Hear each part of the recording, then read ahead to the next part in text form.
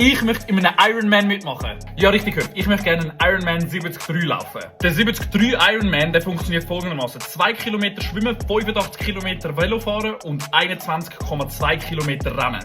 Dadurch, dass es nur die Hälfte ist von einem Ironman, gibt es Zeiten, die du musst erreichen. Das heisst also, der ganze Halbtriathlon, den du da machst, musst innerhalb von 7 Stunden und 30 Minuten fertig schaffen. Warum also mache ich genau das Video darüber? Das persönliche Ziel von mir ist, 2026 einen Ironman zu laufen. Und ich weiss, dass ihr da draussen ein gutes Auge auf mich haben werdet, weil das Video ja jetzt im Internet ist. Und jetzt kommt noch ein kleiner Twist dazu. Wenn ich nach dem 70-30 Ironman merke, das Ganze ist sehr, sehr gut gelaufen und ich bin nicht abgezogen worden vom Rennen, werde ich mich 2 Monate später für den richtigen Ironman anmelden. Also abgezogen meine ich im Sinne von, wenn ich zu spät in ein Ziel komme, kann ich den Ironman 70-30 nicht beenden. Das heisst, es würde keinen Sinn machen, wenn ich den Ironman laufen würde. So, und jetzt kommt das Wichtigste. Um das Ganze natürlich zu schaffen, braucht man natürlich jemanden, der extrem viel Erfahrung hat in dem. Ist erst gerade der Marathon des Sables gelaufen.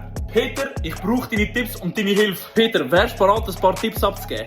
Das heisst, Ziel für 2026 wäre, einen Halbtriathlon zu laufen und wenn alles gut kommt, noch der Triathlon, also der Ironman. Wenn ich ehrlich bin, bräuchte ich noch ein paar Tipps und Tricks bezüglich Rennschuhe, Velofahren. Ich bin noch nie ein Klick-Velo gefahren. Danke euch draussen wirklich für alles. Ich hoffe, ich enttäusche euch nicht im 2026.